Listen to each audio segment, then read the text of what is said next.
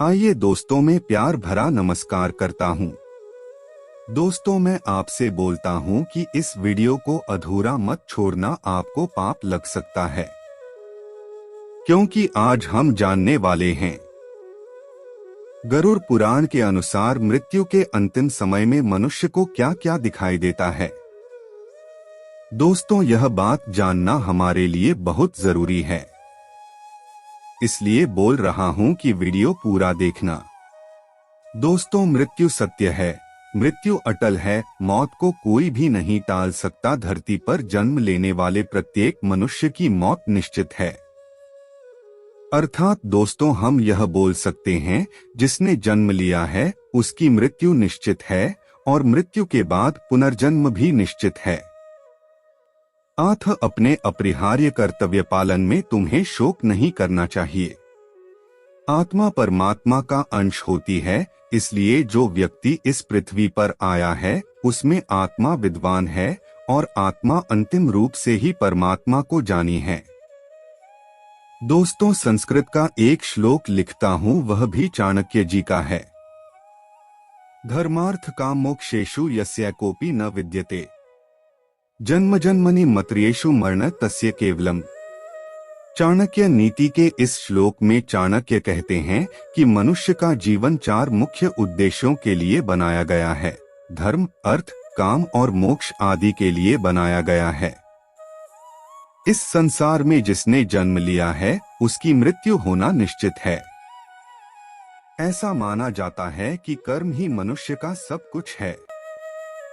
कर्मों से ही भाग्य की उत्पत्ति होती है। इसलिए जिस व्यक्ति ने जैसे कर्म किए होंगे उसके आधार पर ही उसे अगला जन्म मिलता है। दोस्तों, मृत्यु इस संसार का एक ऐसा सत्य है जिससे हर एक व्यक्ति को डर तो लगता है, लेकिन इसके बारे में लोग ज्यादा से ज्यादा जानने के बारे में उत्सुक रहते हैं।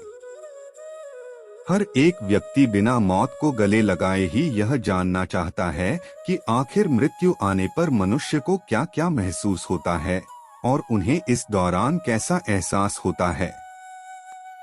दोस्तों, गरुड़ पुराण एक महान धर्म ग्रंथ है जिसने जन्म से लेकर मृत्यु और मृत्यु के बाद का भी उल्लेख देखने को मिलता है। गरुड़ पुराण के अनुसार मृत्यु के कई महीने पहले ही मनुष्य को एहसास होने लगता है कि अब वह इस संसार को छोड़कर जाने वाला है। यही कारण है कि वह अपने बातों ही बातों में अपने परिजनों को संकेत देने की कोशिश भी करता है, लेकिन अज्ञानता के कारण परिजन उसकी बातें समझ नहीं पाते। मृत्यु के आने से पहले मनुष्य का शरीर ठीक तरीके से काम करना बंद कर देता है। जब मृत्यु का अंतिम समय आ जाता है तब उस व्यक्ति की जीभ लड़खड़ाने लगती है और उसे स्वाद आना भी बंद हो जाता है। इसके अलावा उसे बोलने में भी काफी तकलीफों का सामना करना पड़ता है। मित्रों, यही नहीं, मौत अगर नजदीक हो तो व्यक्ति को सूर्य और चंद्रमा का प्रकाश दिखना भी बंद हो जाता है। साथ ही अगर मृत्यु कुछ दिनों की दूरी पर हो तो उस व्यक्ति को कई बार यमदूत भी नजर आने लगते हैं। उसे ऐसा लगता है कि उसके आसपास को जो हर समय उसे परेशान कर रहा है, लेकिन यमदूतों की परछाई उसे नजर नहीं आती। और दोस्तों, यही कारण है कि मृत्यु के अंतिम समय पर व्यक्ति अपने आसपास खड़े लोगों से भी डरने लगता है और जोर जोर से चीखता चिल्लाता रहता है। गरुड़ पुराण के अनुसार अगर देखा जाए तो जिस किसी मनुष्य की मृत्यु निकट होती है उसे अपनी परछाई दिखना भी बंद हो जाता है। साथ ही साथ मरने से 24 घंटे पहले एक व्यक्ति को आईने में अपना चेहरा भी दिखाई देना बंद हो जाता है। यहाँ तक कि उसे पानी या तेल में भी अपना चेहरा दिखाई नहीं पड़ता। अक्सर लोग मृत्यु से पहले रोते हैं या फिर किसी बात पर बेचैन और भावुक हो जाते हैं। ऐसा इसलिए होता है क्योंकि मृत्यु आने से पहले व्यक्ति को अपने द्वारा किए गए सारे अच्छे कार्य और बुरे कार्य याद आने लगते हैं। सर्वप्रथम उसे अपना बचपन याद आने लगता है, फिर नौकरी, विवाह और अपना परिवार, बच्चे, ये सब कुछ याद आने लगता है जिससे उसने अपना पूरा जीवन निकाल दिया। जब कोई व्यक्ति अंतिम समय में यह सब चीजें सोचता है तो उसे एहसास होता है कि वह जिन चीजों के पीछे जीवन भर भागता रहा वह केवल सांसारिक मोहमाया थी और वो इन्हें पाने के चक्कर में कभी परमात्मा का नाम ले ही नहीं पाया। यह सोच सोचकर मनुष्य अंतिम समय में भावुक हो जाता है और अपने द्वारा किए गए कर्मों के लिए परमात्मा से माफी मांगने लगता है। इसके अलावा गरुड़ पुराण में यह भी बताया गया है कि मरने से पहले व्यक्ति के शरीर से एक अजीब तरह की बदबू आने लगती है। साथ ही उसके शरीर में कोई संवेदना भी नहीं बचते। उस समय व्यक्ति को सुख, दुख, दर्द, इन सब का कोई भी ज्ञान नहीं रहता। वह केवल शिथिल शरीर की तरह हो जाता है।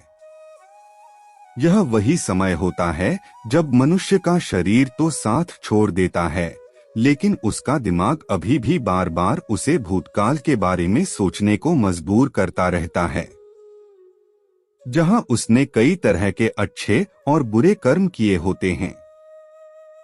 गरुड़ पुराण में इस बात का भी विस्तार पूर्वक उल्लेख देखने को मिलता है कि जिन लोगों ने अपने जीवन में केवल बुरे कार्य ही किए हैं उन्हें अपने अंतिम समय में कुछ भी दिखाई नहीं देता।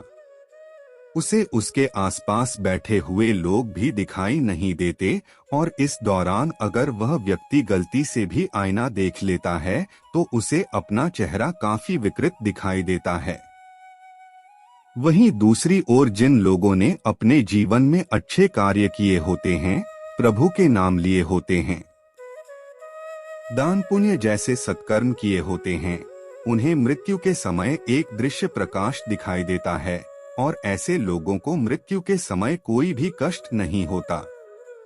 ये सीधे भगवान के चरणों में चले जाते हैं और मुक्ति को प्राप्त कर लेते हैं। मित्रों, इन सब के साथ साथ गरुड़ पुराण में यह भी बताया गया है कि जो मनुष्य संसार के मोह माया में फंस जाते हैं उन्हें मृत्यु के समय काफी ज्यादा पीड़ा होती है, क्योंकि ऐसे लोग अपने परिवार, धन, परिजन और अपने शरीर का त्याग नहीं करना चाहते हैं। उन्हें ऐसा लगता है कि अभी भी इस संसार में भोग करने के लिए बहुत चीजें हैं जिन्हें छोड़कर वो नहीं जाना चाहते, और जब यमदूत उस आत्मा को लेने आते हैं तब वह आसानी से अपना शरीर नहीं त्यागते, जिसके बाद यमदूतों को अपना ज्यादा शक्ति लगाना पड़ता है और आत्मा को जबरदस्ती निकालना पड़ता है। इस दौरान उस व्यक्ति को ज्यादा कष्ट होते हैं और फिर उन्हें यमलोक की यात्रा पर ले जाते हैं, जहां उनके पाप और पुण्य का हिसाब विस्तार पूर्वक किया जाता है। फिर उन्हें उसी हिसाब से सजा दी जाती है जैसा उनका कर्म होता है।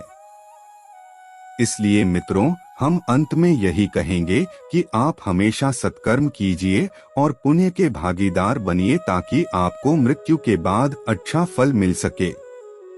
एक महान विद्वान ने कहा है कि जब आत्मा हम लोग जाती है तब यमराज स्वयं पूछते हैं कि जब तुम्हें हाथ, पैर, मुंह, कान सभी अच्छे से मिले तो तुमने भगवान का नाम क्यों नहीं लिया?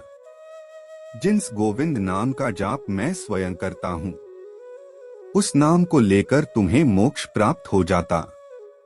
फिर पापी तू, ऐसे ही हम लोग और नरक में क्यों भटकना चाहता है? मृत्यु के अंतिम समय में वह अच्छे बुरे का विचार करना छोड़ देता है, अच्छा आचरण करना छोड़ देता है, उसके शरीर से तेज नष्ट हो जाता है, शक्ति क्षीण हो जाती है और विचार स्थिर नहीं रह जाता। वह स्वयं ऐसा आचरण करने लगता है कि उसका जीवन अशांत हो जाता है। काम, वासना व क्रोध के कारण उसका सारा जीवन अस्त व्यस्त हो जाता, फलत उसका जीवन स्वयं काल के गाल में प्रवेश कर जाता है। देवताओं को पराजित करने वाले रावण का जब अंतकाल आया तो उसने नैतिक धर्म छोड़ दिया। उसका बल नष्ट हो गया, बुद्धि व विचार क्षीण हो गए और वह काल के चंगुल में फंस गया।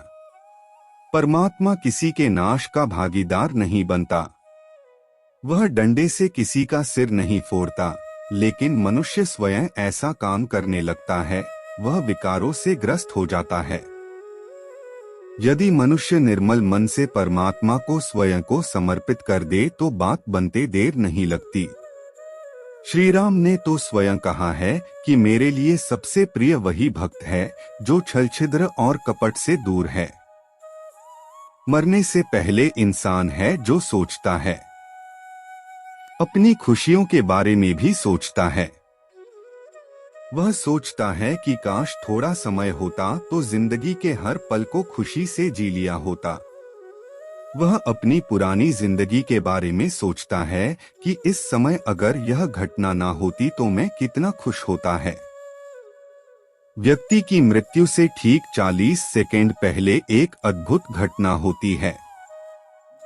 उस समय व्यक्ति के सामने उसके कई जन्मों की तस्वीरें तेजी से उसके आगे से गुजरती हैं। धर्म ग्रंथों में मुख्य रूप से 2 प्रकार की मृत्यु बताई गई है, प्राकृतिक और अप्राकृतिक। किसी रोग के होने, वृद्धावस्था को प्राप्त होने, शरीर को आत्मा द्वार त्याग दिया जाना प्राकृतिक मृत्यु है। मौत एक सच्चाई है जिसे हम कभी नकार नहीं सकते। धरती पर जन्मे उसे एक दिन छोड़ना ही होगा और कोई भी मृत्यु की भविष्यवाणी नहीं कर सकता। लेकिन प्रकृति मनुष्य को कुछ ऐसे संकेत देती है जिससे हम मृत्यु की भविष्यवाणी कर सकते हैं। तो आइए जानते हैं कहाँ है वह राशि जिससे आप अपने अंतिम समय के बारे में जान सकते हैं।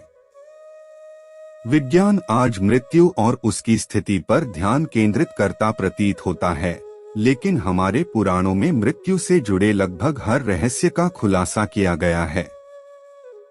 गरुड़ पुराण, जो मृत्यु से आत्मा की बाद की यात्रा तक के जीवन से संबंधित है, और इसके अलावा और भी कई शास्त्र हैं जो मृत्यु के रहस्यों को उजागर करते हैं। ऐसी स्थिति में अंतिम क्षण में मन भटकने लगता है और मृत्यु के समय कष्ट की अनुभूति होती है।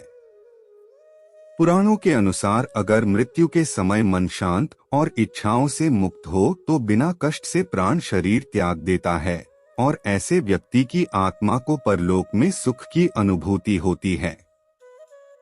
चलिए आज की प्रस्तुति को समाप्त करते हैं और जल्द ही नई प्रस्तुति लेकर आएंगे। तब तक आप कमेंट बॉक्स में बताइए प्रस्तुति कैसी लगी। कमेंट में जय बजरंगबली अवश्य लिखें। धन्यवाद दोस्तों।